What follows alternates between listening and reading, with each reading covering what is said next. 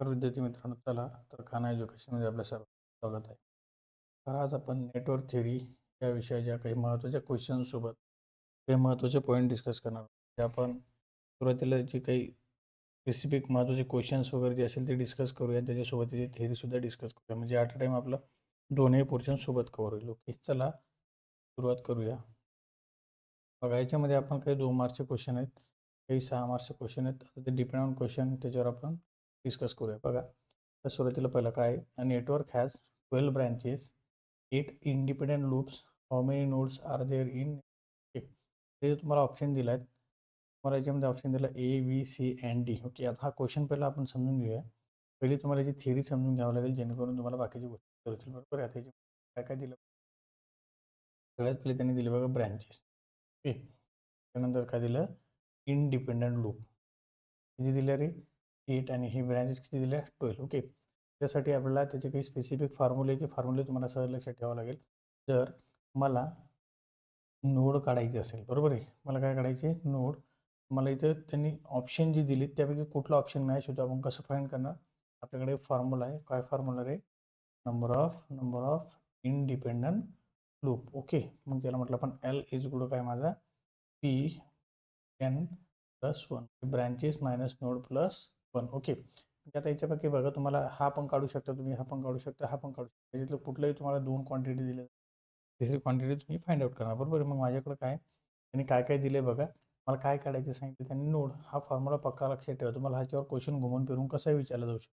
बरोबर आहे. इथे जर तुम्ही बघितलं तर मला काय काय दिलं बघा, काय number of branches of node. Okay, given काय कर, तुम्हाला ब्रांचेस दिल्या आणि काय दिल्या, लूप दिल्या. बरोबर आहे. मग तो आपण फॉर्म्युला रिअरेंज केला.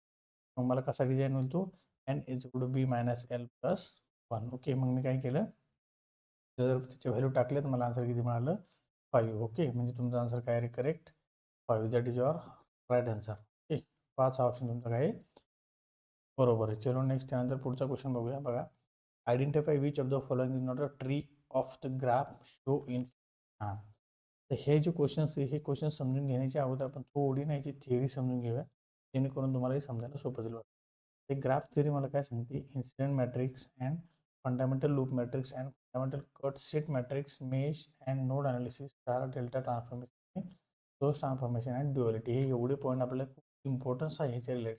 बघा, त्यातलं महत्त्वाचं कोणतं आहे, ग्राफ थिअरी. बरोबर, graph the simplified representation of an electrical network, eleven of a graph. बरोबर, म्हणजे काय, आता इथे जर तुम्ही बघितलं तर आपले छोटे छोटे जे कन्सेप्ट ते पहिल्या माहीत पाहिजे.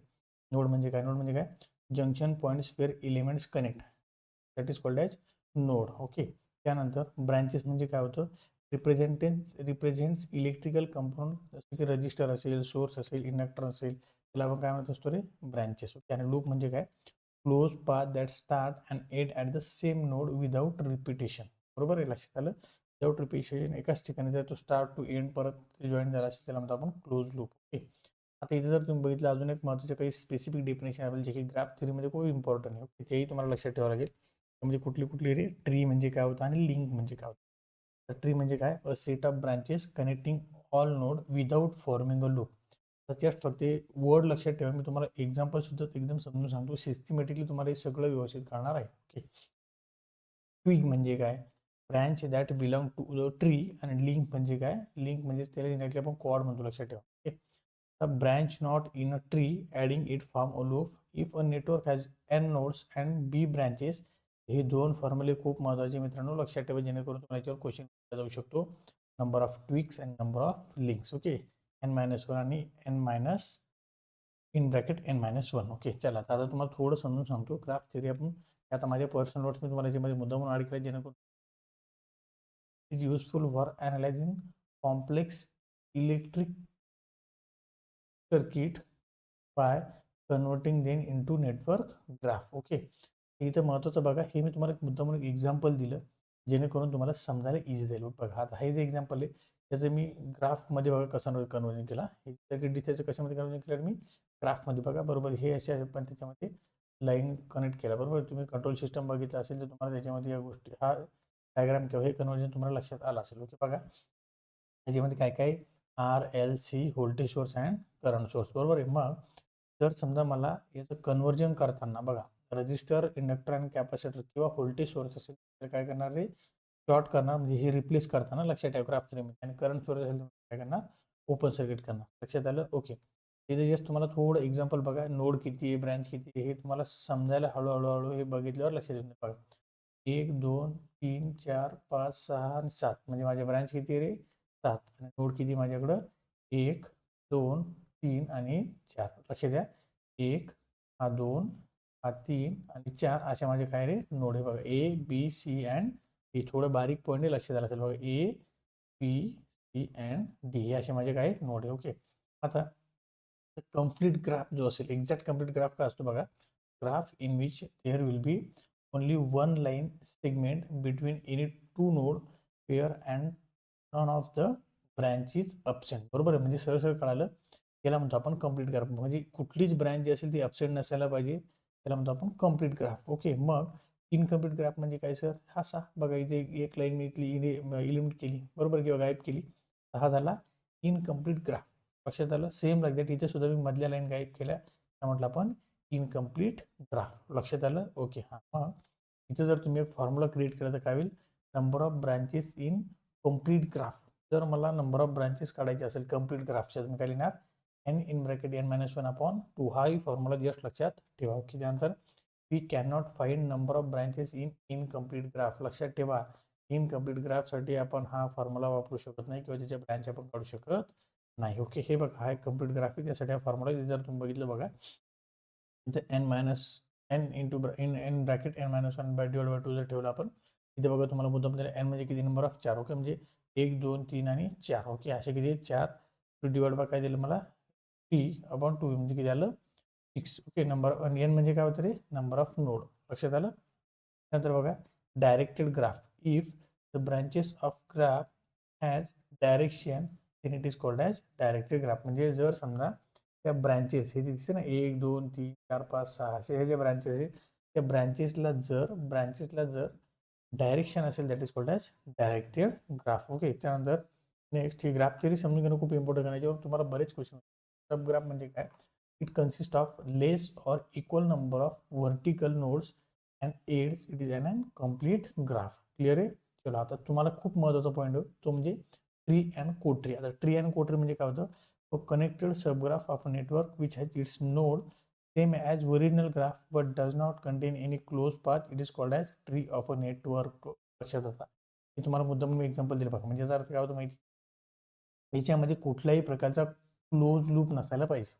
लक्षात आलं? याच्यापैकी काय झालं, काय असलं पाहिजे, कुठल्याही प्रकारचा क्लोज पाथ. बरोबर, it does not content any close path. It does not content any close path का सांगतो, लक्षात ठेवा. बरोबर आहे. बघा, समजा हा माझ्याकडे कंप्लीट ग्राफ आहे, बरोबर, मग या कंप्लीट ग्राफचे याच्यापैकी कुठले कुठले ट्री आहे आणि कुठले कुठले ट्री नाही. ओके. लक्षात ठेवा. बघा, इथे इथे लक्षात, जशीच्या तशी पाहिजे आणि क्लोज लूप नको.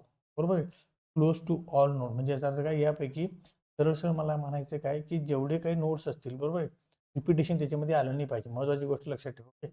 आता इथे जर बघितलं बघा, इथून इथपर्यंत, इथून इथे जॉईन केलं, इथून इथे जॉईन केलं, इथून इथे जॉईन केलं. क्लिअर? म्हणजे मी काय केलं, इथे जर तुम्ही ऑब्झर्व केलं तर की नोड माझे पूर्ण दिसेल तशा 1 2 3 आणि 4. बरोबर आहे. इथे हा जो ग्राफ दिसतो बघा, इथे टिक मार्क केलं. आता इथे जर काय केलं, तर इथं असं एक क्लोज लूप तयार झाला. बरोबर आहे. इथे काय तयार झालं, क्लोज लूप. बरोबर. मग याला आपण एलिमिनेट केलं. इथे जर तुम्ही बघितलं, इथं बघा, हा जो असेल, आपले सगळे नोड जे म्हणजे महत्त्वाचा पॉईंट लक्षात ठेवा, मला काय सांगायचं, आपले सगळे पॉईंट्स त्याच्यामध्ये आहे किंवा नोड त्याच्यामध्ये आहे. बरोबर आहे. बघा, हा पण आहे. क्लिअर आहे. हा पण आहे. हे मी असा जॉईन केला, त्यानंतर हा असा जॉईन केला. ओके. म्हणजे सगळे नोड त्याच्यामध्ये प्रेझेंट आहे. बरोबर. इथे जर तुम्ही बघितलं, तर त्यात क्लोज लूप नसायला पाहिजे. हा एक नोड आहे, हा पण नोड आहे, हा पण नोड आहे, हा पण नोड आहे. म्हणजे नोड आहे, बरोबर आहे, पण त्याच्यामध्ये क्लोज लूप नसा. आता इथे जर मी जोडलं, समजा तो काय होईल, क्लोज लूप. म्हणजे क्लोज लूप झाल्यावर तो होईल का मग ट्री? नाही. बघा, इथे जर तुम्ही बघितलं, तर क्लोज लूप केला मी त्याला असं, बरोबर आहे, असं क्लोज लूप केला. क्लोज लूप केला, मग तिथं काय तयार झालं नाही, मग ट्री तयार झालं. बरोबर. हे बघा, आपण त्याला क्लोज लूप केलं असं, बरोबर, मग ट्री झाला का? नाही. इथे जर तुम्ही बघितलं, तर हा बघा, इथं क्लोज लूप नाही आहे, पण त्याच्यामध्ये सगळ्या नोड अवेलेबल आहे. लक्षात आलं? हा सुद्धा माझा काय ट्री, अपेक्षा करतो तुम्हाला लक्षात आलं असेल. ओके. आता कोट्री म्हणजे काय होतं बघा, ट्री म्हणजे कळालं सर. आता कोट्री म्हणजे काय, ट्री म्हणजे सरळ सरळ लक्षात ठेवा, की त्याच्यामध्ये सगळ्याचे सगळे नोड पाहिजेत. दुसरी गोष्ट, ते नोडमध्ये कुठेही क्लोज लूप तयार व्हायला नाही पाहिजे. क्लिअर कळालं? ओके. आणि जर समजा हे बघा, tree always has n-1 branches. Okay. त्यालाच म्हणतो असतो आपण ट्विक्स. ओके, हां त्यानंतर लक्षात ठेवा कोटरी. आता कोटरी म्हणजे काय? The set of branches of a network, the set of branches of a network which are remove to form a tree is called as cotree. म्हणजे सरळ सरळ काय की ट्री मधल्या किंवा जे कंप्लीट ग्राफ जे असते त्याच्यामध्ये जे काढलेले ब्रांचेस आहेत, रिमूव्ह केलेले ब्रांचेस आहेत, त्याला म्हणतो आपण कोटरी. बघा ही डॉटेड जी असली आपण काढून टाकली, ही पण काढून टाकली आणि ही पण काढून टाकली, त्यालाच काय म्हणतो असं आपण these dotted are called as cotree आणि त्यालाच म्हणतो आपण लिंक. लक्षात आलं? ओके. ते बघा ट्री आणि लिंकचं डबल एकदा परत सांगतो. The branches of tree are called as twigs. म्हणजे काय? ट्रीच्या ज्या ब्रँचेस असेल त्याला म्हणतो आपण ट्विक्स. बरोबर आहे? कोणत्या रे? ट्रीच्या ब्रँचेस असतील त्याला म्हणतो आपण ट्विक्स आणि कोटरीचे जे असेल त्याला म्हणतो आपण लिंक. लक्षात ठेवा. ट्रीच्या ट्विक्स आणि कोटरीच्या लिंक. क्लिअर आहे? कळालं? चलो हे बघा. तुम्हाला अजून पुढे एक्झाम्पल काही दिलेले आहेत, ते एक्झाम्पलवरून तुम्हाला लक्षात आलं असेल. आता हे एक्झाम्पल तुम्ही बघून घेऊ शकता. नंबर ऑफ ब्रांचेस काढायचे असेल तर इनकम्प्लीट ग्राफ काय करणार मी? N in bracket N minus two upon two. Number of tree जर मला काढायचं असेल तर काय करणार मी? N minus one. Number of link किंवा कोड जर काढायचं असेल तर काय करणार? B minus N minus one. आणि आता इथं तुम्हाला एक्झाम्पल दिलं बघा. Number of close path in a tree of the graph is, हे बघा बघा number of close path tree of graph is, बरोबर किती असेल? 0, कारण ते क्लोज पाथ आला ना, क्लोज पाथ आल्यावर ट्री असेल किंवा नाही. हे छोटे छोटे जे पॉईंट्स असेल ते लक्षात ठेवा. हे वरचे पण एक्झाम्पल आहे, तुम्ही त्याला बघून घेऊ शकता.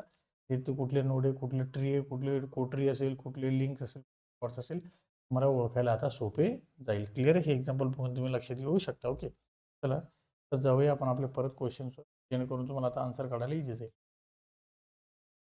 हा जो क्वेश्चन्स आहेत, identify the which of the following is not a tree of graph. एक लक्षात ठेवा, इथे नॉट अ ट्री म्हटली, त्या ट्री नाही, नॉट अ ट्री. बरोबर आहे? मग चला आपण एक एक स्टार्टिंग करूया. आता इथं काय गिवन ग्राफ आपले नोड किती दिले आहेत बघा? 1 2 3 4 5. हा बघा नोड किती आहे? 1 2 3 4 आणि 5. म्हणजे मला किती नोड दिले? 5. म्हणजे माझ्याकडे 5 नोड आहे. क्लिअर कळालं? हां. ट्री मस्ट इन्क्लूड, बघा आता इन्क्लूड काय पाहिजे? ट्रीसाठी काय काय पाहिजे? Include all nodes have exactly N minus one. बरोबर आहे? हां, म्हणजे किती? 4 ब्रांचेस आहे. आपण ब्रांचेस काढण्याचा फॉर्म्युला काय? N minus one. Be connected and contain no close. जी सगळ्या नोड एकमेकाला कनेक्ट पाहिजेत आणि त्याच्यामध्ये कुठल्या प्रकारे क्लोज लूप असले पाहिजे का? नाही. चला तर आपण आता शोध लावू सुरू करू. बघा सगळ्यात पहिला ऑप्शन जर मी घेतला समजा ए, बरोबर आहे? त्याच्यामध्ये जर बघितलं, त्याच्यामध्ये ऑल नोड आर कनेक्टेड. बरोबर आहे? बी टू ई बघा, बी ई जी बघा, बी ई जी आणि एच. बरोबर आहे? म्हणजे बघा बीला कोणकोणते कनेक्टिव्ह? 1 आणि 2. बरोबर आहे? हे बघा इथं कनेक्टिव्ह 1 आणि 2. क्लिअर आहे? त्यानंतर त्यानंतर नेक्स्ट काय आहे? 2 आणि 4. 2 आणि काय? 4. हा एक आहे. क्लिअर आहे? त्यानंतर टीला काय? 3 आणि 5. टीला काय रे? 3 आणि 5. 3 आणि 5 कुठं गेलं? 3 आणि 5 तुझ्या कनेक्टेड आहे. चलो त्यानंतर एचला काय रे? 4 आणि 5. बरोबर, म्हणजे काय? 4 आणि 5. हां, म्हणजे काय बघा, याच्यामध्ये सगळे नोड आले ना बघा. हा एक कनेक्ट झाला, हा एक कनेक्ट झाला, हा एक कनेक्ट झाला आणि हा एक कनेक्ट झाला. बरोबर, म्हणजे काय? हा पण नोड आला, हा पण नोड आला आणि हा पण नोड आला आणि हा पण आला आणि हा पण नोड आला. म्हणजे सर ही एक्झाम्पल जी असे ट्री आहे का? यस. काय सर? ट्री आहे. ओके, सेम लाईक दॅट आता डी बीचं आपण चेक करूया. म्हणजे असं आपल्याला एक एक एक एक चेक करून बघायचं. बरोबर, एक एक एक चेक केल्यावर तुम्हाला लक्षात येईल. एक गोष्ट लक्षात ठेवायची, मला क्लोज लूप तयार झाली नाही पाहिजे. बरोबर आहे? चला आपण आता दुसरा ऑप्शन बघूया, म्हणजे जेणेकरून तुम्हाला समजायला सोपं जाईल. ओके, नेक्स्ट समजा तुम्ही जर हाही चेक केला तर बघा त्याच्यामध्ये पण तुम्हाला ट्री सापडेल. हाही चेक केला त्याच्यामध्ये ट्री सापडला, तर हा पण चेक करून बघू. ए म्हटलं तर काय? 1 1 2 3.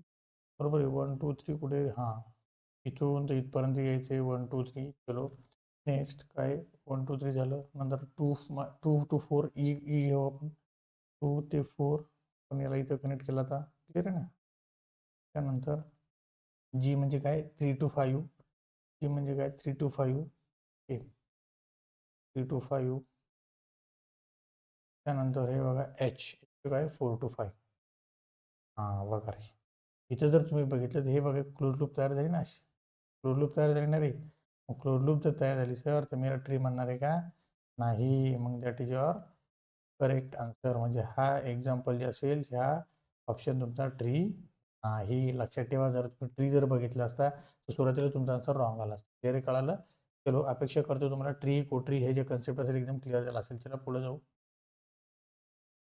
नेक्स्ट क्वेश्चन बघा, the Norton's current at a terminal A and B of the circuit in the figure is. Okay, तर त्याचं म्हणणं काय की मला नॉर्टन्स करंट काढायचं आहे, बरोबर. म्हणजे मला काय काढायचं आहे, आय एन काढायचं आहे सर, बरोबर. मग मला आय एन काढण्यासाठी मला जे सर्किट दिलं त्याने काय सांगितलं, मला कुठलं कुठलं काढायचं आहे, टर्मिनल अक्रॉस ए अँड बी, बरोबर. आपल्याला माहिती आहे रे, आता नॉर्टनच्या थोड्या स्टेप तुम्हाला जर माहीत असेल, प्रत्येक थिअरमचे तुम्हाला थोड्या स्टेप जरी माहीत असेल, तुम्हाला न्यूमेरिकल सॉल्व्ह करायला काही अवघड, बरोबर. मग to find the Norton currents we short the terminal A and B, म्हणजे मला नॉर्टन करंट्स काढण्यासाठी मी नेहमी त्याचे अक्रॉस काढायचं मी त्याला काय करत असतो रे, शॉर्ट करत असतो. मग मी समजा याला सर शॉर्ट केला, बरोबर. याला काय केलं मी, ए आणि बीला काय केलं सर, असं शॉर्ट केलं, बरोबर. आणि कॅल्क्युलेट द शॉर्ट सर्किट करणं, आणि हा जो करंट असेल मी जो शॉर्ट केला त्यालाच म्हटलं आपण सर काय म्हटलं, आय एन, बरोबर. मग बघा स्टेप पहिली मी काय केलं, त्याला पहिले शॉर्ट करून घेतलं, A and B directly connect to top to the node of the bottom node. Okay, this bypass the right hand register so it has no effect on current, बरोबर. म्हणजे मला म्हणायचं काय की समजा हा जो करंट फ्लो होणार, बरोबर, हा करंट जो होईल तो सरळ या स्लोपमध्ये असा फिरणार, बरोबर. म्हणजे इकडं करंट झाला तो सरळ पुढे जाणार, आता खाली का समोर करंट जाणार, कसं नाही जाणार, कारण इकडे काय रजिस्टर आहे. रजिस्टर म्हणजे हा रस्ता सोपा आहे ना करंटसाठी, कारण इथे झिरो रेजिस्टन्स आहे, बरोबर आहे. सरळ सर इकडं रेजिस्टन्स कमी आहे, सॉरी झिरो म्हटल्यापेक्षा इकडं रेजिस्टन्स कमी आहे, बरोबर आहे.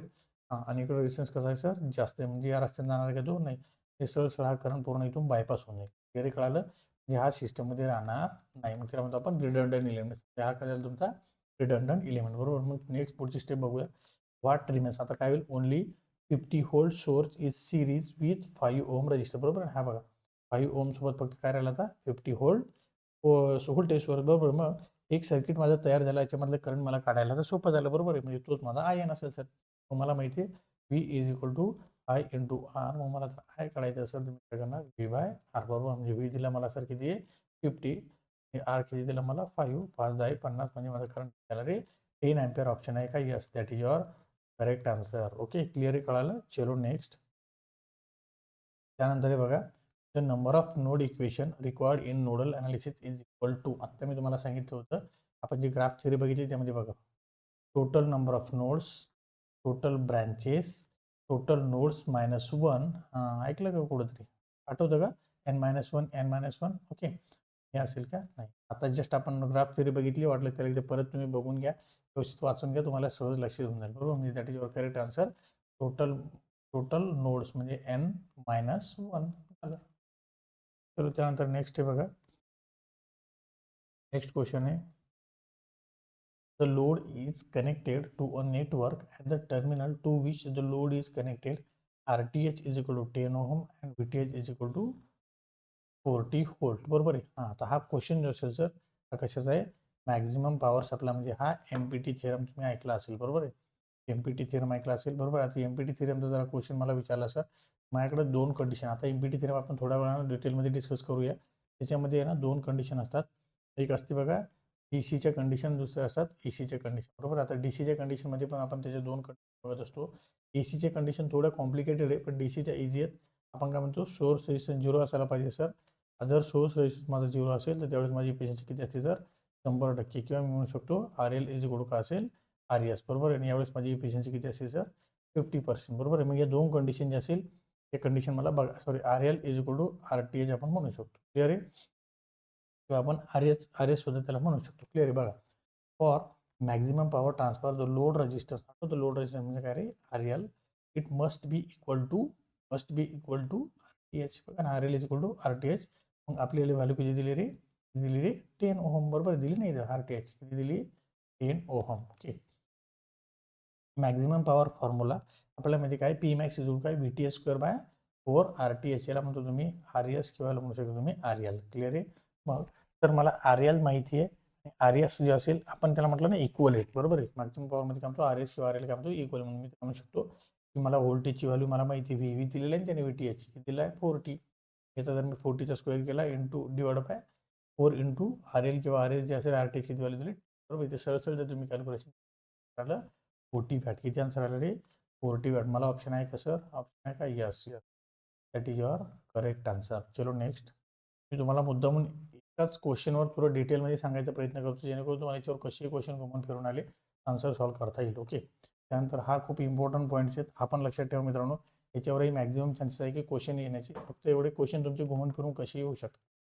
बघा, द टाईम कॉन्स्टंट जो असतो ना, तर आपण कशाने शो करतो sir, that is called as tau, that is called as tau, बरोबर आहे.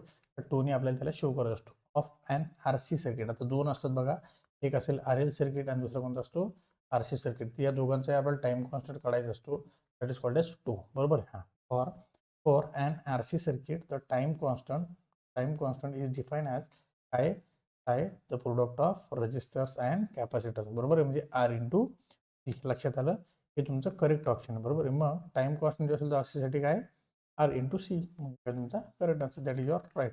जर समजा RL साठी विचारलं तर मग काय लक्षात ठेवायचं, टो इंटू LY R, टो इंटू LY R, टो इंटू LY R. लक्षात आलं, लक्षात आलं. हां, चलो त्यानंतर नेक्स्ट आहे बघा.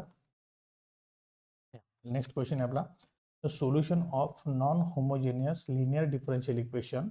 हे बघा काय म्हटलं त्यांनी, नॉन होमोजेनियस शब्द काय म्हटलं, linear differential equation consist of, option बघा काय, only complementary function, only particular integral, complementary function plus particular integral आणि इनिशियल कंडिशन. ओके, आता तुम्ही सुपरपोजिशन थेरम जर बघितलं असेल, non homogeneous linear differential equation असेल मित्रांनो, तर काय असतं त्याच्यामध्ये दोघांची ॲडिशन असेल, complementary function plus particular integral, बरोबर. त्याला म्हणतो आपण CFPI. ओके, हे तुम्हाला फॉर्म्युला जो असेल, हे थेरोटिकल क्वेश्चन जे असतील काही थोडे जस्ट लक्षात ठेवायची सवय लावून घ्या. त्यानंतर नेक्स्ट आहे बघा, हां, in a series RLC circuit, high Q circuit, the current peaks at a frequency. आता हा एक क्वेश्चन थोडं समजून घ्या. इन सिरीज RLC म्हटलं त्यानं, काय म्हटलं, series RLC at high Q circuit, बरोबर आहे. हाय Q सर्किट म्हणजे काय बघा, आता थोडं खाली सांगतो बघा. In a series RLC circuit the current is maximum when the circuit is in a resonance. तर मित्रांनो तुम्हाला रिझोनन्स कंडिशन, बरोबर आहे, that is when inductive and capacitive reactance cancel, म्हणजे काय, XL is equal to XC, that is your resonance condition, है ना. Capacitive reactance आणि इंडक्टिव्ह रिॲक्टन्स काय असतो मित्रांनो, इक्वल असतो, त्याला म्हणतो आपण रिझोनन्स कंडिशन, बरोबर. दिस अकोर्स ॲट अँड रिझोनंट फ्रिक्वेन्सी, म्हणजे हे कधी घडतं मग, रिझोनंट फ्रिक्वेन्सीला, बरोबर आहे.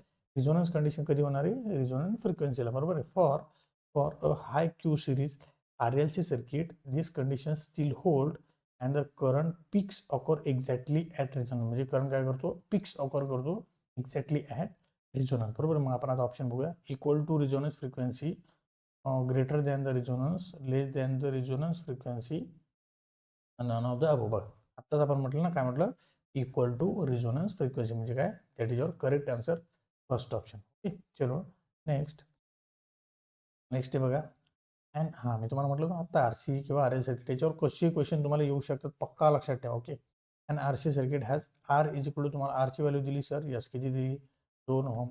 सीची व्हॅल्यू दिली काय, यस किती दिली, सीची व्हॅल्यू किती दिली, 4 फॅराड. ओके, त्यानंतर टाइम कॉन्स्टंट म्हणजे मी तुम्हाला म्हटलं आता टो काढायचा राहील, बरोबर आहे. ते ऑप्शन दिलं बघा, 0.5, 2 सेकंद, 4 सेकंद, 8 सेकंद, बरोबर. तर आपल्याला माहिती आहे टाइम कॉन्स्टंट आपण RC सर्किट, आता तुम्हाला म्हटलं RCचं काय लक्षात ठेवायचं, R इंटू सी, आणि RLचं काय लक्षात ठेवायचं, LYR. ओके, मग तुम्हाला दिलंय आरची व्हॅल्यू दिली 2 ओहम, सीची व्हॅल्यू दिली 4 फॅराड, मग काय 2 इंटू R इंटू सी, आरचे 2 इंटू म्हणजे R इंटू 2 किती होतं, 2 इंटू 4 किती आलं, 8 second, that is your correct answer, D option is your correct answer. Okay, चलो नेक्स्ट. त्यानंतर हां, the difference between half power frequency, हा शब्द खूप इम्पॉर्टंट आहे.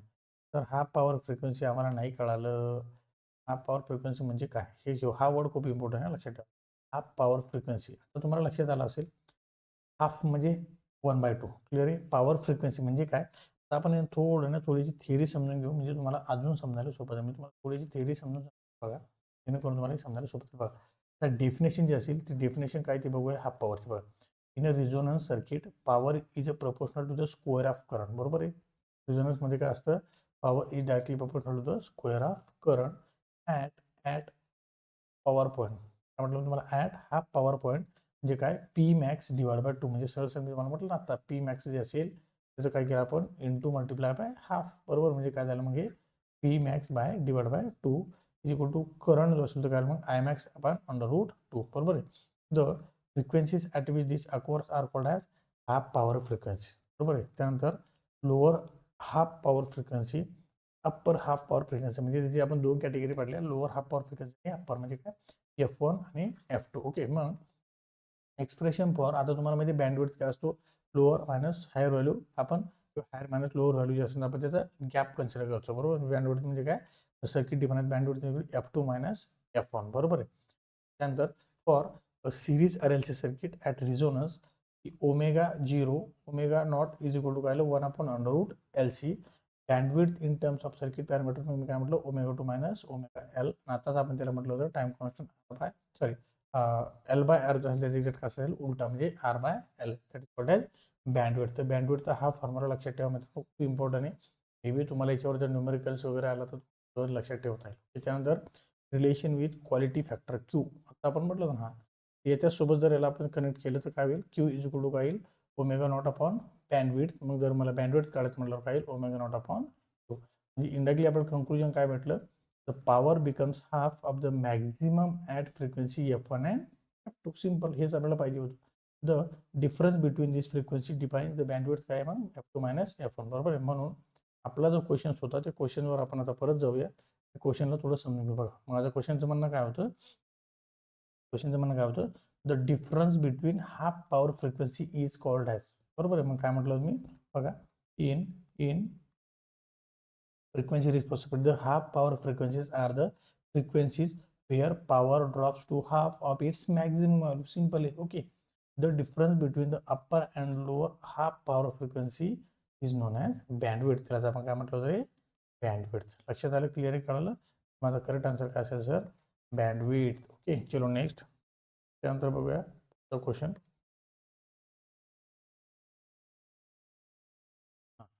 नेक्स्ट क्वेश्चन बघा, for the single element 2 port networks in a figure P of transmission parameter is. आता तुम्हाला आठवत असेल आपल्याकडे 2 पोर्ट नेटवर्क जो टॉपिक असेल मित्रांनो, 2 पोर्ट नेटवर्क. आपण याला थोडं समजून घेण्याचा प्रयत्न करू, एकदम व्यवस्थित सिस्टमॅटिक समजून घेण्याचा प्रयत्न करू. आपल्याला माहिती याच्यामध्ये काय असतं सर, Z पॅरामीटर असतात, Y पॅरामीटर असतात, H पॅरामीटर असतात आणि कोणते असतात सर आणखी ABCD पॅरामीटर. यालाच म्हणतो आपण इम्पल्स पॅरामीटर, याला म्हणतो आपण ॲडमिटन्स पॅरामीटर, याला म्हणतो आपण हायब्रिड पॅरामीटर, याला म्हणतो आपण ट्रान्समिशन पॅरामीटर, बरोबर. आता हे एवढे जे पॅरामीटर आपल्याला दिले आहेत ना, पॅरामीटर जे तुम्हाला एकदा व्यवस्थित एकदा कळाले की तुम्हाला त्याच्यावर काही क्वेश्चन आला तुम्हाला आन्सर सॉल्व्ह करता येईल. ओके, जस्ट थोडं शॉर्टमध्ये आपण थोडं लक्ष घेऊया. या क्वेश्चनचं म्हणणं काय, the figure shows a single element 2 port network with a series register, बरोबर आहे. हां, तर त्याने काय केलं, एक तुम्हाला क्वेश्चन दिलं आहे बघा, हे बघा डायग्राम दिसते, ऑफ 10 ओहम रेजिस्टर, बरोबर आहे. त्यानंतर for a series impedance Z तर ट्रान्समिशन ABCD पॅरामीटर आर, म्हणजे याचं ABCD पॅरामीटर तुम्हाला कसा काढता येईल, क्लिअर आहे. आता मग तुम्हाला बघा ABCD आपल्याला माहिती आहे, ABCD पॅरामीटर असले तर काय 1Z01 1Z01 1Z01 हे लक्षात ठेवा तुम्ही. आता तुम्हाला काय केलं, झेड जे असेल ते किती दिला 10 ओहम, किती दिला 10 ओहम, बरोबर आहे. म्हणजे याचा अर्थ लक्षात आलं का, इथं लक्षात आलं. बी तुम्हाला काय दिले त्यांनी, बी ऑफ ट्रान्समिशन पॅरामीटर, बरोबर. काय काढायचं तुम्हाला, बी ऑफ ट्रान्समिशन पॅरामीटर. झेड किती दिलं तुम्हाला त्यांनी 10, बरोबर आहे. मग झेड जर 10 दिला, आपल्याला माहिती आहे झेड इज नथिंग बट बी, बरोबर आहे. झेड इज नथिंग बट बी, बरोबर आहे. म्हणजे बी सुद्धा किती असेल तुम्हाला मग 10 असेल. क्लिअर आहे, कळालं. ओके, हां, that is your correct answer. म्हणजे तुमचं 10 आन्सर काय असेल, करेक्ट. ओके, आता हे पॅरामीटर जे असेल ना, हे कसं आलं त्याचं लेंथी एक डेरिवेशन आहे. आपण ते डेरिवेशन आता इथे घेत बसलो तर आपला बराच वेळ त्याच्यामध्ये जाऊ शकतो. जस्ट फक्त लक्षात ठेवा की पॅरामीटरचं आन्सर कसं येतं 1Z01. ओके, वाटलं तर मी तुम्हाला ज्यावेळेस आपण पॅरामीटर डिस्कस करू त्यावेळेस तुम्हाला शॉर्टमध्ये थोडं समजून. ओके, त्यानंतर बघा नेक्स्ट पुढचा क्वेश्चन. हां, तुम्हाला म्हटलं मी आता जस्ट आपण पॅरामीटर डिस्कस करूया. तर त्याच्यामध्ये बघा 2 पोर्ट नेटवर्क जे असतं, त्याचा माझ्या पर्सनल नोट्स आहे, तुम्हाला त्याच्यामध्ये शॉर्टमध्ये सांगतो काय असतं. 2 पोर्ट नेटवर्क म्हणजे सरळ एक असं नेटवर्क असेल, क्लिअर आहे. तर हा जो नेटवर्क आहे त्याला इनपुट साईड असेल आणि एक असेल आउटपुट साईड, बरोबर आहे. इथे जर तुम्ही बघितलं आता इनपुट साईड आणि आउटपुट साईड जे असेल त्या नेटवर्क जे असेल इथे दिसतं ना तुम्हाला 2 पोर्ट नेटवर्क, याच्यामध्ये नेमकं काय काय असतं बघा. याच्या काही स्पेसिफिक कंडिशन आहे. याच्यामध्ये लिनियर कंटेंट असू शकतात, पॅसिव्ह एलिमेंट असू शकतात, बायलेटर. आता लिनियर पॅसिव्ह बायलेटर हे तुम्हाला सांगायची गरज नाही. म्हणजे लिनियर पॅसिव्ह कंटेंट असू शकतात आणि बायलेटर असू शकतात, बरोबर आहे. त्यानंतर लक्षात ठेवा लिनियर एलिमेंट, पॅसिव्ह एलिमेंट किंवा बायलॅटरल एलिमेंट असू शकतात. दुसरी कंडिशन बघा, इफ LC प्रेझेंट, बरोबर. म्हणजे काय, जर इंडक्टर आणि कॅपॅसिटर प्रेझेंट असेल then initial condition should be 0. हे पण खूप इम्पॉर्टंट कंडिशन लक्षात ठेवा. पहिली कंडिशन कळाली, दुसरी कळाली. अजून एक महत्त्वाची कंडिशन कोणती आहे, may have dependent source but no independent source. तुम्हाला माहिती आहे, तुम्हाला आठवत असेल that is called as voltage source. तुम्हाला आठवत असेल that is called as voltage source. पण सर फरक काय, इथे जर तुम्ही बघितलं हा जो असेल इंडिपेंडंट सोर्स आहे सर, आणि हा कोणता असेल डिपेंडंट सोर्स म्हणजे सरळ समजा इथं समजा 2 व्होल्ट दिलं असेल, बरोबर आहे, किंवा मी असं म्हणू शकतो सर मला एखादा करंट सोर्स दिला समजा, बरोबर आहे, मग मी काय म्हणू शकतो 2I म्हणू शकतो, 2I म्हणू शकतो, बरोबर. म्हणजे काय हा ही व्हॅल्यू जी असेल ती कोणावर तरी म्हणजे हा current dependent on current source dependent on voltage source म्हणजे कोणावर तरी हा डिपेंड आहे, बरोबर. म्हणजे त्यांचं म्हणणं काय may have dependent source but no independent source म्हणजे त्याच्यामध्ये इंडिपेंडंट सोर्स राहणार नाही, पण असेल डिपेंडंट सोर्सच राहणार आहे. ओके. त्यानंतर बघा कन्सेप्ट ऑफ सिमेट्री म्हणजे काय होतं बघा, लक्षात ठेवा. कन्सेप्ट ऑफ रेसिप्रोसिटी तुम्हाला सिमेट्री आणि रेसिप्रोसिटी म्हणजे समजून सांगतो, थोडं जस्ट लक्षात ठेवा. बघा समजा हे तुम्हाला नेटवर्क दिले आहे, बरोबर आहे. हे काय तुम्हाला एक नेटवर्क दिलं आहे, हे त्याची इनपुट साईड असेल, त्याची काय असेल आउटपुट साईड, बरोबर आहे. समजा मी काय केलं, इनपुट साईडला मी एक व्होल्टेज सोर्स कनेक्ट केला असा, बरोबर आहे. हां, इकडे असताना मी कसा लोड वगैरे काहीतरी कनेक्ट क्लिअर आहे, बरोबर आहे. आता लोड किंवा मी त्याला म्हणू शकतो इकडे मी ओपन सर्किट ठेवतो, बरोबर. जस्ट थोडं लक्षात ठेवा, कारण लोड कधी कनेक्ट करायचं मी तुम्हाला पुढे गेल्यावर अजून सांगतो. इथे काय केलं मी आता हे ओपन सर्किट ठेवलं, बरोबर आहे ना. काय म्हटलं मी ओपन सर्किट ठेवलं. आता मी ओपन सर्किट ठेवल्यानंतर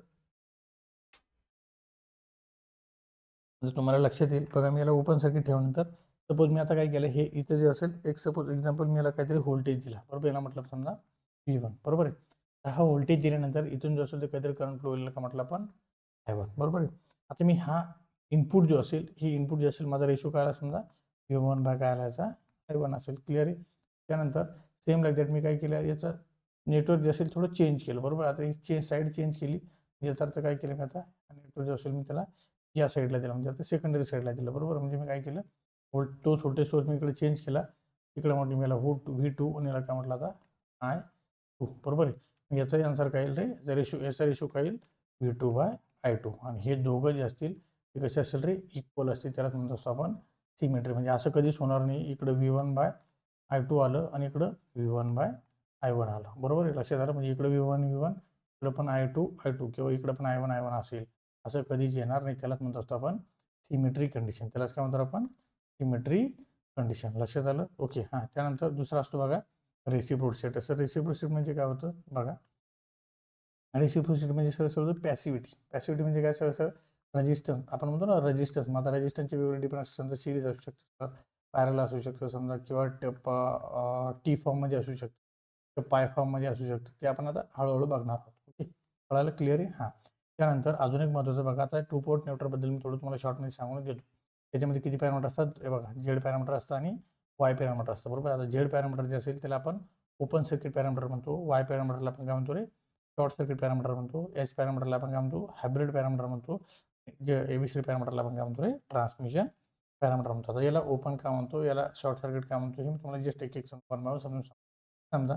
मी सगळ्यात पहिला बघितला बघा झेड पॅरामीटर. कोणता बघितला सर, झेड पॅरामीटर, बरोबर. आता हा झेड पॅरामीटर जो असेल मी याला काम असं का म्हटलं की त्याच्यामध्ये असते बघा विशेष म्हणजे डिपेंडंट क्वांटिटी असते, दुसरी कोणती असते इनडिपेंडंट क्वांटिटी असेल, बरोबर. मग याच्यामध्ये जी असेल ती V1 आणि V2 ही डिपेंडंट क्वांटिटी असेल आणि इकडे जे असेल ती कोणती असेल इनडिपेंडंट क्वांटिटी असेल, बरोबर आहे. लक्षात द्या. ओके, आता डिपेंडंट आणि इनडिपेंडंट क्वांटिटी असते त्याच्यावर महत्त्वाचा एक पॉईंट लक्षात ठेवा की व्होल्टेज करंटवर डिपेंड असेल की करंट व्होल्टेजवर डिपेंड असेल. हे बघा परत सांगतो, इथे बघा, इथे जर तुम्ही लक्ष दिलं बघा V1 आणि V2, हा V1 आणि V2 जो असेल ही कोणती क्वांटिटी आहे, V1 आणि V2 कोणती क्वांटिटी आहे बघा, हा V1 आणि हा V2, बरोबर. ही डिपेंडंट क्वांटिटी आहे आणि इंडिपेंडंट क्वांटिटी कोणती असेल मग I1 आणि I2, I1 आणि I2, क्लिअर आहे. म्हणजे काय तर हा व्होल्टेज जो असेल तो कशावर डिपेंड असेल करंटवर डिपेंड असेल. बघा इथे मी तुम्हाला दिला I1 I2 V1 आणि V2, म्हणजे हा व्होल्टेज जो असेल तो कशावर डिपेंड असेल करंटवर डिपेंड असेल, क्लिअर आहे, कळालं.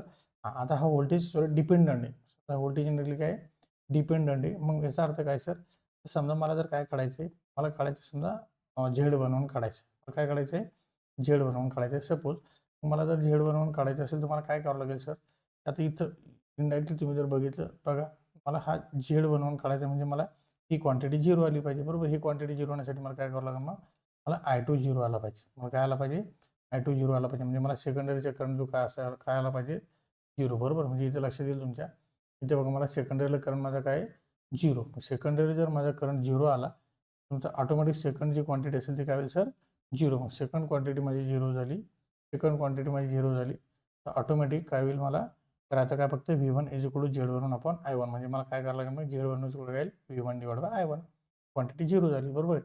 ही क्वांटिटी 0 कधी झाली सर? ज्यावेळेस मी ओपन सर्किट केलं, म्हणून त्याला म्हणतो आपण open circuit parameter. Same like that इथे बघा वाय पॅरामीटर बघा. वाय पॅरामीटरमध्ये डिपेंडंटमध्ये काय येतं आता I1 I2 आणि इंडिपेंडंटमध्ये काय येतं V1 V2 आणि V1 V2. ओके. इथं पण बघा आता समजा मला Y11 किंवा Y1 काढायचं असेल, बरोबर. मग Y1 काढण्यासाठी मला ही क्वांटिटी 0 आली पाहिजे. मग ही क्वांटिटी 0 आणण्यासाठी मला सर V2 0 आला पाहिजे. मग V2 0 कधी येईल रे? V2 0 कधी येईल? त्यावेळेस मला V2 काय करावं लागेल सर? V2 काय करावं लागेल सर? मला शॉर्ट करावं लागेल. मला जर शॉर्ट केलं त्याच्या अक्रॉस व्होल्टेज मला काय मिळेल? 0. व्होल्टेज जर शॉर्ट केला आणि मला व्होल्टेज 0 मिळालं, म्हणून त्याला म्हटलं मी शॉर्ट सर्किट पॅरामीटर. कारण तुम्ही त्याला शॉर्ट सर्किट पक्का लक्षात ठेवा. ते तुम्हाला कधी कधी MCQ पण विचारलं जाऊ शकतं. झेड पॅरामीटरला आपण काय म्हणतो? ओपन सर्किट पॅरामीटर किंवा इम्पिडन्स पॅरामीटर. याला काय म्हणतो आपण? शॉर्ट सर्किट पॅरामीटर किंवा त्याला म्हणतो आपण ॲडमिटन्स पॅरामीटर. क्लिअर कळालं? एच पॅरामीटर असेल त्याला म्हणतो आपण हायब्रिड पॅरामीटर आणि ABCD पॅरामीटर त्याला काय म्हणतो आपण? Transmission parameter. क्लिअर कळालं? चलो आता बघा, हां क्वेश्चन आपला ऑलरेडी चालला. नंतर बघा नेक्स्ट क्वेश्चन. बघा नेक्स्ट क्वेश्चन काय सांगतो बघा. For a series resonance circuit at a low frequency, the circuit impedance is and high frequency circuit impedance is. हा क्वेश्चन थोडा बारकाईने समजून घ्या. आपलं जे सिरीज रेझोनन्स आणि पॅरलल, आपण RLC सिरीज आणि RLC parallel circuit already discuss केलेलं आहे, बरोबर. आता त्याच्यामध्ये low frequency circuit impedance and high frequency circuit impedance म्हणजे सरळ काय की लो फ्रिक्वेन्सीचा सर्किट इम्पिडन्स काय असेल आणि हाय फ्रिक्वेन्सीच्या वेळेस सर्किट इम्पिडन्स काय असेल. त्यासाठी मित्रांनो मी तुम्हाला छोटीशी ट्रिक्स बनवली ती लक्षात ठेवा, बरोबर आहे. आता ही ट्रिक्स तुम्हाला कशी लक्षात ठेवतील त्यासाठी थोडी आपण थिअरी समजून घेऊ, म्हणजे तुम्हाला ती ट्रिक सोपं जाईल बघा. In a series resonance RLC circuit at low frequency XC is equal to 1 upon omega C is large and dominates, बरोबर. म्हणजे सरळ काय हा कॅपॅसिटिव्ह रिॲक्टन्स आपण घेतला 1 upon ओमेगा C, बरोबर. यालाच आपण कसं लिहू शकतो रे? 1 upon 2 pi C, बरोबर ना. आणि आपल्याला माहिती आहे इंडक्टिव्ह रिॲक्टन्स काय असतो? XL इज इक्वल टू काय? 2 pi L. बघा इथे काय ओमेगा म्हणजे काय होतं? 2 pi आणि हा काय तुमचा असेल L, बरोबर. म्हणजे काय is large and dominates circuit behave inductive. हे सरळ लक्षात ठेवा. ज्यावेळेस कॅपॅसिटिव्ह असेल ना, लक्षात ठेवा, ज्यावेळेस कॅपॅसिटिव्ह असेल ना, ज्यावेळेस इंडक्टिव्ह असेल ना, ओके. मी एक एक गोष्ट लक्षात द्या. कॅपॅसिटिव्ह असेल, इंडक्टिव्ह असेल, बरोबर आहे. तर कॅपॅसिटिव्ह ज्यावेळेस कशी असेल रे? मग लो, बरोबर आहे. आणि इंडक्टिव्ह कशी असेल बघा. कॅपॅसिटिव्ह वेळेस कशी असेल रे? लो, बरोबर आहे. कॅपॅसिटिव्ह वेळेस कशी असेल रे? लो, बरोबर आहे. आणि इंडक्टिव्ह वेळेस कशी असेल रे? वेळेस कशी असेल रे? हाय, बरोबर आहे. इंडक्टिव्ह वेळेस कशी असेल रे? हाय, बरोबर आहे. मग इंडक्टिव्ह वेळेस हाय, बरोबर. इंडक्टिव्हला आपण काय म्हणतो समजा हाय असेल, बरोबर आहे. याला काय म्हटलं आपण? इंडक्टिव्हला हाय, बरोबर आहे. मी तुम्हाला मुद्दामून काय केलं? एल म्हणजे काय होतं? एल म्हणजे काय होतं? लबाड. C म्हणजे होतं छगन, बरोबर आहे. म्हणजे लबाड छगन सोबत घ्यायचा. हाय म्हणजे सपोज मी कन्सिडर करेल इमानदार. H म्हणजे काय होतं रे? हाय, हरी, बरोबर आहे. म्हणजे लबाड छगन, इमानदार, हरी. लक्षात ठेवा. म्हणजे तुम्हाला क्वेश्चन आला की तुम्हाला एक्झाममध्ये आन्सर द्यायला सोपा जाईल. ओके, कळालं? म्हणजे that is your correct answer. म्हणजे लो फ्रिक्वेन्सी असेल तर कॅपॅसिटिव्ह आणि हाय फ्रिक्वेन्सी असेल तर इंडक्टिव्ह. चला तर नेक्स्ट क्वेश्चन बघूया. त्यानंतर बघा calculate the mesh current I1 and I2 in the circuit of the figure, बरोबर. हां बघा, तर तुम्हाला मेश आणि लूप्स हे दोन्ही जे असेल ते इक्वेशन ऑलरेडी माहिती आहे. तर जनरली आहे ना आपण लूप ज्यावेळेस कन्सिडर करतो किंवा मेश ज्यावेळेस कन्सिडर करतो, जनरली आपण क्लॉकवाईजच डायरेक्शन कन्सिडर करत असतो. डायरेक्शन बदलली तरी तुम्हाला इक्वेशन कुठेही जाणार नाही, फक्त तुम्ही स्टेप बरोबर प्रॉपर फॉलो करा. बघा हे तुम्हाला क्वेश्चन दिलेलं आहे.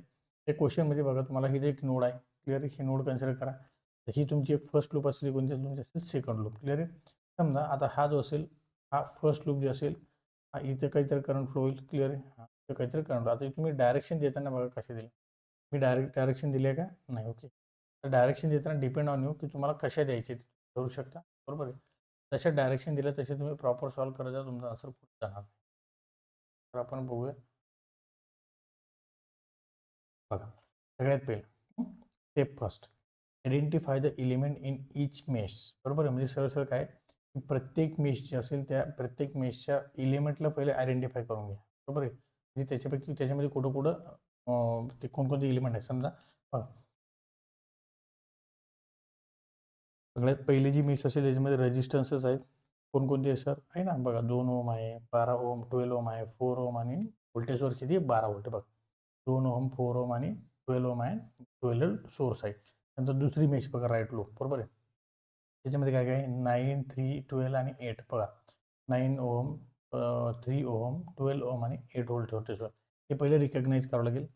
चला तर स्टेप 2 कोणती असेल सर तुमची? Apply KVL to mesh 1. आता पहिली जी मेश असेल त्याच्यामध्ये मला आता काय करायचं आहे सर? KVL अप्लाय करायचं. आता KVL अप्लाय करण्यासाठी मी परत सांगतो, थोड्या काही गोष्टी लक्षात ठेवा मित्रांनो, बरोबर आहे. आता मला KVL अप्लाय करायचं आहे ना, सपोज इथं जर तुम्ही बघितलं, बरोबर, इथं जर तुम्ही बघितलं करंट डायरेक्शन मला अशी दिसेल सर, कारण वर काय प्लस आहे, खाली काय मायनस आहे. इथं जे असेल 100% करंट डायरेक्शन अशी, म्हणजे इथे करंट डायरेक्शन कशी असेल सर? असेल. मी पहिल्या लूपसाठी बोलतो, इथं पण करंट डायरेक्शन कशी असेल सर?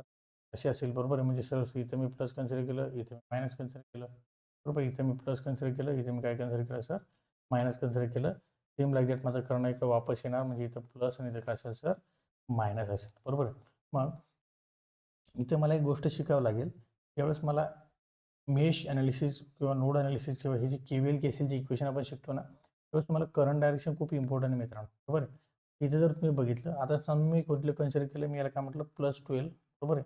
इथे जे असेल -2i1 किंवा -4i1, म्हणजे सरळ मी काय म्हटलं लक्षात आलं, मी ॲरोच्या साईडची जी असेल ती सिम्बॉल कन्सिडर केलं बघा. ॲरोच्या साईडला काय सर माझ्या प्लस, ॲरोच्या साईडला माझं काय मायनस, ॲरोच्या साईडला माझं काय मायनस, ॲरोच्या साईडला माझं काय मायनस. हे इक्वेशन माझं कसं तयार होईल बघा, प्लस प्लस 12, बरोबर आहे ना, +12 मायनस 2i1, बरोबर आहे ना, 2i1 minus 4i1 minus 12 into i1 minus i2. कळालं? कळालं हे इक्वेशन कसं आलं? बरोबर, म्हणजे काय 2i1 plus 4i1 plus 12 into in bracket i1 minus i2, म्हणजे सरळ काय हे जे मायनस टर्म्स आहेत, बरोबर, हे राईट साईडला गेल्यावर काय होणार आहे? प्लस, बरोबर. राईट साईडला गेल्यावर काय होईल? ह्या प्लस, बरोबर. हे सगळं टर्म राईट साईडला गेल्यावर काय होईल? प्लस होईल, बरोबर. मग इथे तसंच केलं आपण बघा, हा प्लस आहे आणि इकडे गेल्यावर काय झालं? ह्या प्लस, बरोबर आहे. ओव्हरऑल जर तुम्ही ते कॅल्क्युलेशन केलं तर मला हे इक्वेशन मिळालं, that is called as first equation. That is called as equation number first. Clear कळालं मला? पहिल्या लूपमध्ये इक्वेशन मिळालं सर. चलो नेक्स्ट पुढची स्टेप बघूया. मी मुद्दाम तुम्हाला स्टेप बाय स्टेप समजून सांगतो, तुम्हाला सॉल्व्ह करायला खूप मजा येईल. नंतर अप्लाय KVL ॲट मेश 2. आता दुसऱ्या मेशमध्ये मला काय करायचं सर? KVL अप्लाय करायचं. लक्षात आलं? ओके. तर लक्षात आलं की मी काय केलं बघा, हे जे असेल ना, याला म्हटलं सपोज आपण i1, बरोबर आहे. याला जे असेल, आता हे जो असेल तुमचा काय आहे i2, बरोबर आहे. आणि हा जो असेल तो काय मग तुमचा i1 मायनस i2. लक्षात ठेवा, हा काय तुमचा i1 मायनस i2, म्हणजे i1 मधून i2 काढला जावं तुम्हाला हा करंट मिळाला. क्लिअर कळालं? हां, लक्षात ठेवा. नंतर बघा नेक्स्ट म्हणजे अप्लाय KVL टू मेश 2, बरोबर आहे. तर काय आलं मग आता सेम लाईक आता मी काय केलं, याला इथून कन्सिडर केला आता, बरोबर. मी कोणाचा विचार करणार आता? इथून कन्सिडर करणार, बरोबर. समजा मी करंट डायरेक्शन मी आता अशी कन्सिडर केली लूप 2 साठी, बरोबर आहे. सेम लाईक दॅट अशी, आणि इथं पण काय होईल? तेच होईल. त्याची सिच्युएशन एक्झॅक्ट त्याच्या अगोदर त्याची काही उलटी येईल, बरोबर आहे. आता बघा, समजा मी याची करंट डायरेक्शन अशी कन्सिडर केली, याची करंट डायरेक्शन मी अशी कन्सिडर केली, बरोबर आहे ना. सेम लाईक दॅट आपलं पहिल्यासारखं इथं इथं प्लस आणि इथं काय असेल? मायनस, बरोबर आहे. इथं काय असेल मग? प्लस, इथं काय असेल? मायनस, बरोबर आहे. सेम लाईक दॅट मी तशी डायरेक्शन कन्सिडर केली. इथे माझं जर तुम्ही इक्वेशन सॉल्व्ह केलं तर तुम्हाला 100% दुसरावाला इक्वेशन मिळालं, बरोबर. म्हणजे इक्वेशन फर्स्ट आणि इक्वेशन सेकंड मला असे 2 इक्वेशन मिळालेले आहे, बरोबर आहे. तर हे 2 इक्वेशन जे असेल, आता नेक्स्ट स्टेप बघा काय, सॉल्व सायमल्टेनियस इक्वेशन, बरोबर आहे. मग ते सायमल्टेनियस इक्वेशन जर आपण सॉल्व्ह केली तर फायनली मला आन्सर मिळालं sir i1 is equal to 3/4 ampere, बरोबर आहे. आता हे जे इक्वेशन असेल किंवा हे जे आन्सर असेल, आपण इक्वेशन नंबर 1 मध्ये ठेवून दिलं, बरोबर. ज्यावेळेस तुम्ही इक्वेशन 1 मध्ये ठेवलं त्यावेळेस तुम्हाला आन्सर काय मिळालं? i2चं आन्सर मिळालं. क्लिअर कळालं? ओके. अशा प्रकारे आपल्याला i1 सुद्धा मिळाला सर आणि i2 सुद्धा मिळाला, म्हणजे मला प्रायमरी फर्स्ट लूपचा विकरण मिळाला आणि सेकंड लूपचा विकरण मिळाला, बरोबर आहे. आणि जर आपल्याला मधल्या ब्रँचचं जर करंट काढायचं तर काय करणार आपण? i1 minus i2. क्लिअर कळालं? ओके. अशा प्रकारे आपला हा क्वेश्चनचा आन्सर तुम्हाला मिळणार, बरोबर. तुम्हाला काय करायला सांगितलं? i1 आणि क्लिअर आहे. चलो, बाय युजिंग मीन्स तुम्ही याला नोडनं पण सॉल्व्ह करू शकता, पण तुम्हाला जर थिअरी एक्झाम असेल तर तुम्ही शक्यतो जे विचारलं तेच लिहा, बरोबर आहे. MCQ असेल तुम्ही कोणत्याही वेने जाऊ शकता. त्यानंतर नेक्स्ट क्वेश्चन बघा मित्रांनो, explain with each step maximum power transfer and Tellegen's theorem, बरोबर आहे. आता हे तुम्हाला लक्षात आलं असेल, हे क्वेश्चन जे असेल ना, आता जस्ट आता पाठीमागचा आपण सॉल्व्ह केला, हा झाला, सगळे 6 मार्क्सचे क्वेश्चन आहेत जनरली. बघा आता तुम्हाला हा क्वेश्चनमध्ये 2 वे विचारले मित्रांनो, कोणते कोणते? मॅक्झिमम पॉवर ट्रान्सफर थिअरम आणि टेलिगन्स थिअरम, बरोबर आहे. आता हे 2 थिअरम तुम्हाला विचारले, याचा अर्थ सरळ सर तुम्हाला मार्क डिस्ट्रिब्युशन कसं असेल मित्रांनो, जनरली याला 3 मार्क्स आणि जनरली याला सुद्धा तुम्हाला 3 मार्क दिले गेले. ओके. बघा तर आपण थोडं MPTला समजून घेऊ सुरुवातीला. बघा MPT काय सांगतो, मॅक्झिमम पॉवर ट्रान्सफर थिअरम, त्याची पहिली स्टेटमेंट समजून बघा.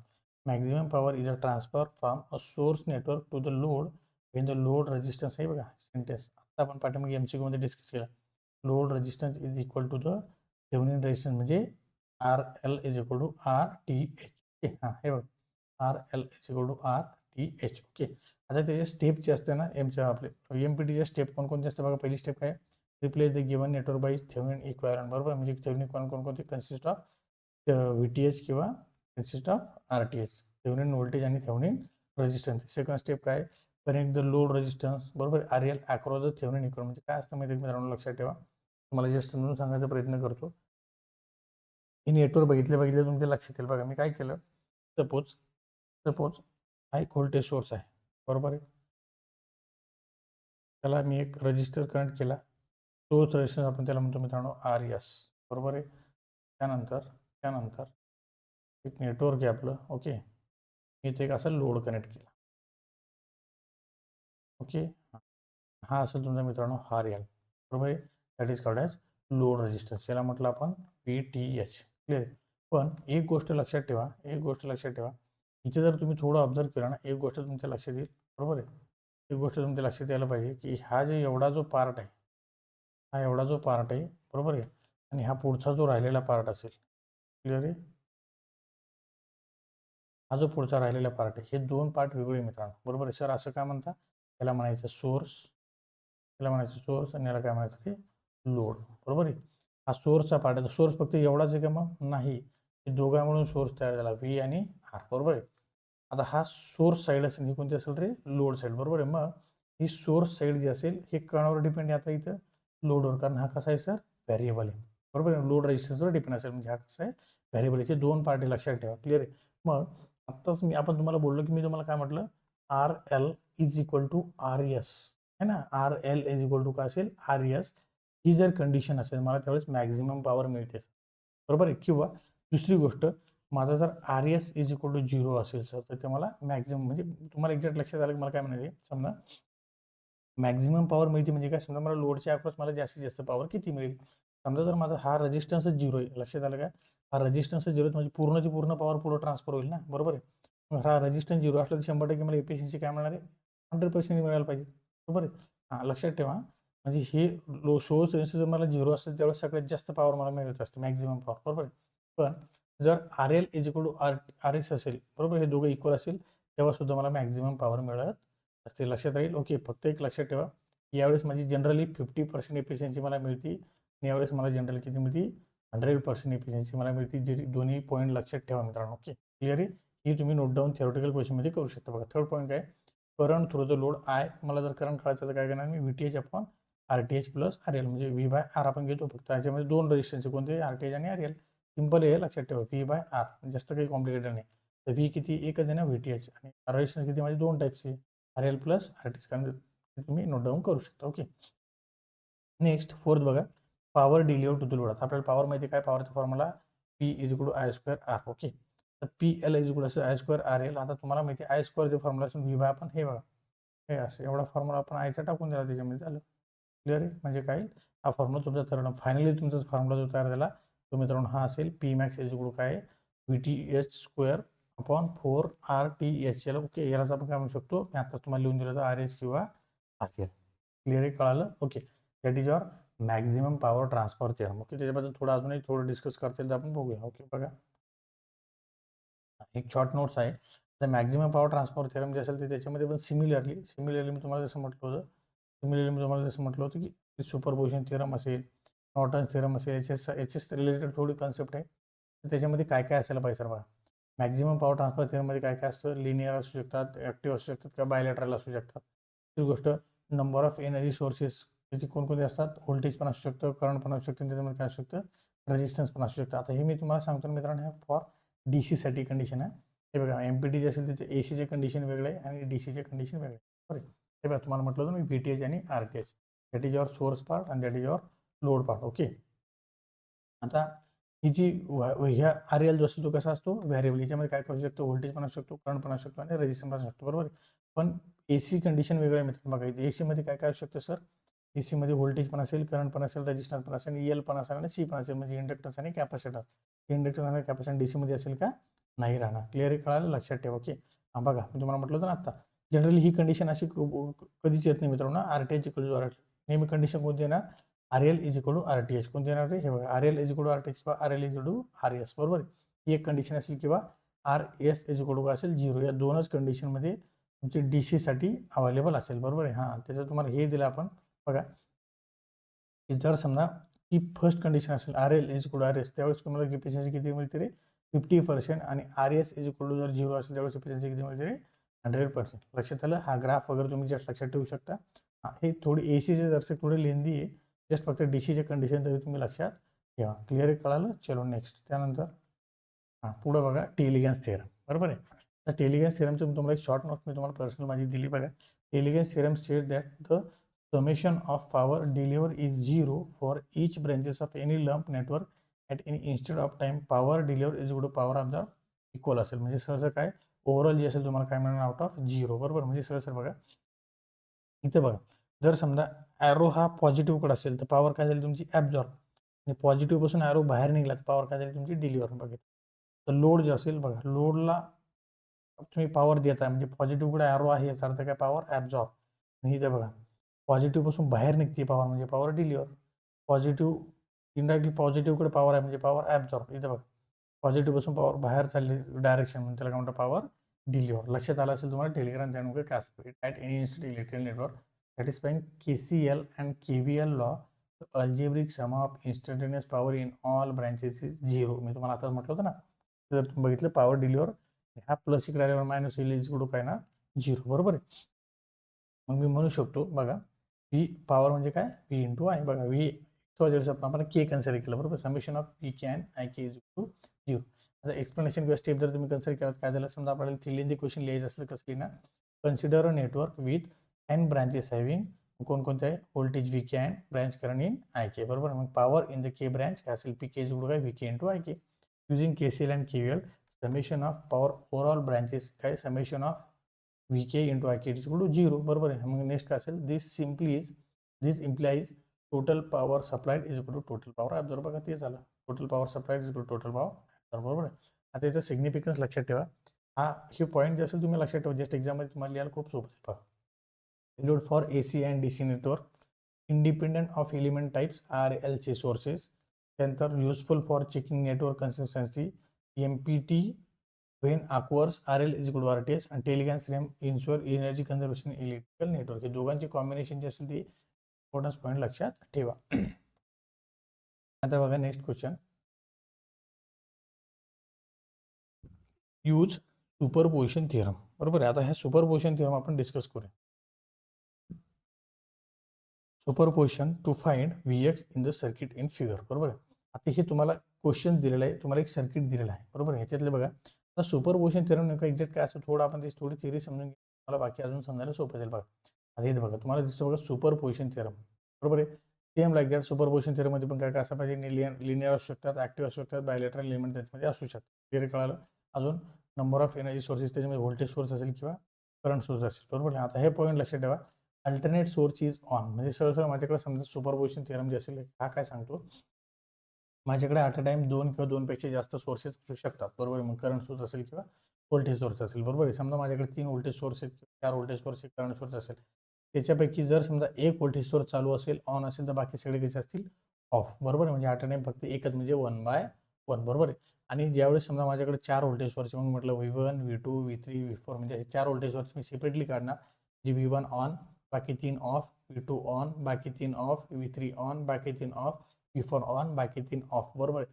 मग फायनली आपण काय करणार, सगळ्यांचा ॲडिशन करणार. बघा, फायनल रिझल्ट काय असेल, V1 plus V2 plus V3 plus आणि V4 अशा पद्धतीने. That is called as superposition theorem. Clear कळालं, ओके. हां, तर सुपरपोजिशन थिअरम जो असेल, जनरली ना आपण याचे कॅटेगरी असतात. आता बघा, तुम्हाला जस्ट एक्झाम्पलमध्ये गेल्यावर तुम्हाला लक्षात येईल, मी काय म्हणजे स्टार्टिंगला एक्झाम्पलला घेऊ, म्हणजे तुम्हाला लक्षात येईल. बघा, सगळ्यात पहिले त्याची पहिली स्टेप काय असेल, बरोबर. आयडेंटिफाय द सोर्सेस ओळख किती, बघा 1 2 आणि 3. तेवढंच काम आहे का आपलं, नाही सर.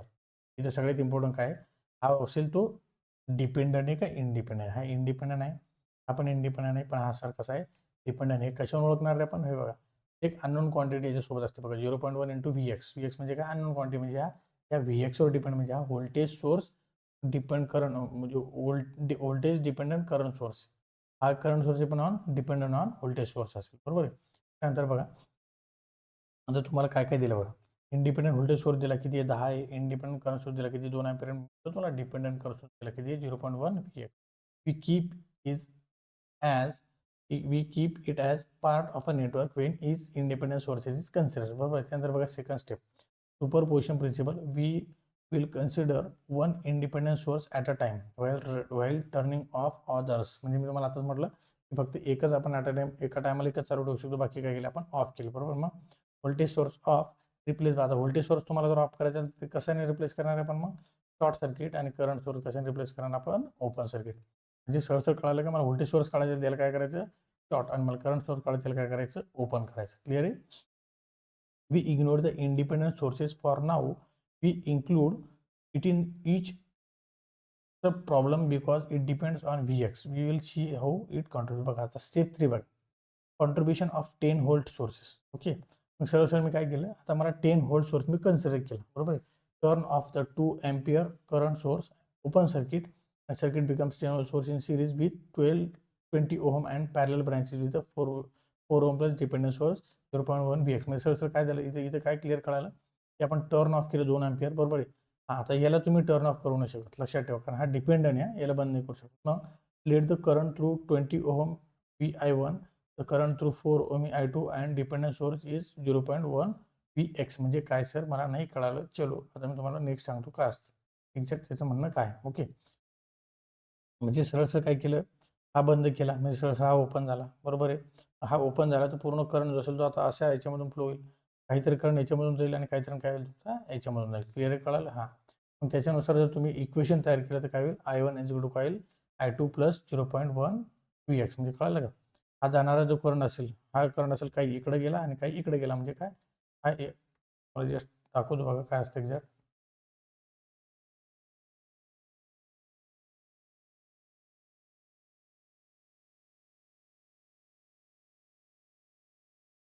बघा आता याचा अर्थ काय मला काय सांगायचं होतं इथे तुमच्या लक्षात येईल बघा. मी म्हणजे हा तर आता तुमचा ओपन झाला, बरोबर. आणि हा ओपन झाल्यामुळे काय होईल हा जो करंट तुमचा फ्लो होते, बरोबर आहे. हा करंट काही इकडे जाईल आणि काही करंट काय होईल असा इकडे जाईल, बरोबर. समजा मी याला म्हटलं हा असेल तुमचा आय करंट, हा असेल तुमचा I2 असेल आणि हा असेल समजा I3. म्हणजे काय होईल आय इज इक्वल काय होईल I2 प्लस I3. बघा इथे तेच केलं. क्लिअर कळालं. आय इज इक्वल काय होईल I2 प्लस I3. ओके. आणि असं करत हे इक्वेशन तुम्ही हळूहळू पुढे सॉल्व्ह करत गेले तुम्हाला Vx मिळाला मित्रांनो. हे डेरिवेशन तुम्ही बघून घेऊ शकता. सिमिलरली 4 स्टेप जे असेल ते आता काय केलं आपण contribution of 2 ampere current source. आणि इथं काय करणार आपण टर्न ऑफ. आता हा याला ऑफ करणार आहोत, याला ऑफ करणार याला चालू ठेवणार. सिमिलरली असं करत गेल्यावर तुम्हाला Vx1 पण मिळेल आणि Vx2 तुमच्या सगळं समोर आहे तुम्ही बघून घेऊ शकता. नंतर आपण फायनल रिझल्ट काढला तुमचा आन्सर काय असेल 6.964 असेल. क्लिअर कळालं. That is superposition theorem. नंतर नेक्स्ट बघा. हां हे थोडं टाइम कॉन्स्टंट वगैरे असेल थोडं दर्शक तुम्हाला लक्षात ठेवायची गरज आहे. बघा optain voltage across capacitor and register for series register capacitor circuit. Note the switch is close at 0 time. हां तुम्ही हा इक्वेशन जे असेल तुम्ही बघून घेऊ शकता. हे खूप इझी आहे तुमच्या समोर आहेत. ओके. क्लिअर कळालं. नंतर next explain the concept of balance 3-वे system. Derive the relation between the line and phase voltage and current. बघा आता हे तर तुम्हाला शिकणं गरजेचं आहे. एक इलेक्ट्रिकल इंजिनिअरला गोष्टी आल्याच पाहिजे. लाईन व्होल्टेज काय असतं फेज व्होल्टेज काय असतं, बरोबर आहे. सगळ्या गोष्टी आता आपल्याला डिस्कस करायच्या आहे. बघा क्वेश्चनचं म्हणणं काय explain the concept of balance three phase system, बरोबर आहे. Derive the relation between line and phase voltage and current for the star delta load. also draw its phasor diagram आहे ना. बघा पहिले तुम्ही काय करतो तुम्हाला तिचे डायग्राम दाखवतो म्हणजे तुम्हाला काही गोष्टी क्लिअर होतील. बघा हे असते मित्रांनो स्टार, बरोबर आहे. आणि समोरचे असलेला काय म्हणतो आपण डेल्टा, बरोबर आहे. आता इथे जर बघितलं तुम्ही हा एक फेज आहे, हा एक फेज आहे, हा एक फेज आहे, 3 फेज 3 लाईट, हा एक फेज आहे, हा एक फेज, हा एक फेज. काय आता इथे जर तुम्ही बघितलं ना ही एक लाईन आहे, क्लिअर आहे. हां ही पण एक लाईन आहे, क्लिअर आहे. आणि ही पण एक काय रे लाईन आहे. मग ह्या लाईन टू लाईन, बरोबर आहे, याला म्हणतो आपण लाईन व्होल्टेज. त्या लाईनपासून त्या लाईनपर्यंत जो काही असेल त्याला काय म्हणतो आपण लाईन व्होल्टेज, बरोबर आहे. आणि हा जो असतो याला म्हणतो आपण फेज व्होल्टेज. लक्षात आलेला काय म्हणतो आपण फेज व्होल्टेज. लक्षात ठेवायची गोष्ट, कारण याच्यामध्ये न्यूट्रल आहे, याच्यामध्ये न्यूट्रल नाही आहे. मग जर मला हे बघायचं असेल तर मला हे कसं लक्षात येईल बघा. आता तुम्ही जर डेल्टामध्ये आणि स्टारमध्ये डिफरन्स समजून घ्यायचा प्रयत्न केला बघा. Three phasor voltage draw three phase voltage बघा VAN, बरोबर आहे. काय म्हणतो त्याला VAN, म्हणजे याचा अर्थ काय, मला फेज व्होल्टेज काढायचं. समजा मी काय म्हणू शकतो RN असेल, बरोबर आहे, बरोबर आहे, लक्षात आलं. तर मी काय म्हणू शकतो ह्या BN असेल, काय म्हणू शकतो मी YN असेल, हे काय तुमची फेज व्होल्टेज. बरोबर, मला जरा लाईन व्होल्टेज काढायचं तर काय RY असेल, RYB असेल किंवा VR असेल. क्लिअर आहे, कळालं. आपण इकडं जर मी डेल्टामध्ये आलो तर डेल्टामध्ये पहिले रिलेशन आपण समजून घ्या, म्हणजे तुम्हाला समजायला अजून सोपं जाईल. बघा, लाईन व्होल्टेज जो असतो, लाईन करंट जो असतो, फेज व्होल्टेज असतो, फेज करंट असतो, बरोबर आहे. मग आपल्याला माहिती सर की स्टारमध्ये IL IPH असतं, तसं डेल्टामध्ये काय असतं सर VL VPH असतं, बरोबर आहे. लक्षात ठेवा, हे रिलेशन तुम्हाला ऑलरेडी मी आता बऱ्याच वेळेस ते बघितलेले असेल. बघा, ते काय असेल IL काय असतं IPH, बरोबर आहे. म्हणजे काय लाईन करंट आणि फेज करंट कसं असतो तर याच्यामध्ये सिमिलर असतो. इकडे काय असतो VL काय असतो VPH, बरोबर आहे. याच्यामध्ये व्होल्टेज फेज आणि करंट फेज आणि लाईन व्होल्टेज सेम असतो. याच्यामध्ये फेज आणि लाईन काय असतो सेम असतो. क्लिअर आहे. मग डिफरंट काय असतो, मग आता तुम्हाला एक लक्षात ठेवायचं आहे. बघा, याला कसं लक्षात ठेवा, बघा तुम्ही काय म्हटलं, मग याला व्होल्टेज करंट सेम म्हटलं करायला, मग व्होल्टेज ते काय लक्षातच VL/3, म्हणजे याला म्हणायचं लटकलेला व्होल्टेज. कसं लक्षात ठेवायचं आहे VL/3. क्लिअर आहे. मग सिमिलर इकडे काय करायचं आहे, करंट काढायचं आहे. मग IPH काय म्हणतात लटकलेला करंट IL/3. कळालं. ओके, हे दोन्ही डेरिव्हेशन कशी आली काय आली आपण थोडं त्याचं आता बॅकग्राऊंड बघून घेऊया. बघा, तुम्ही नेटवर्क लक्षात आलं असेल तुम्हाला कळलं. Concept of balance three phase system. Balance three phase system is one which all three phase. आता थ्री फेज सिस्टम ही बॅलन्स आहे, बरोबर नाही. याच्या काही स्पेसिफिक कंडिशन आहे, या कंडिशनवरून आपण सांगू शकतो की यस तर ते बॅलन्स आहे. ओके, बघा याच्यामध्ये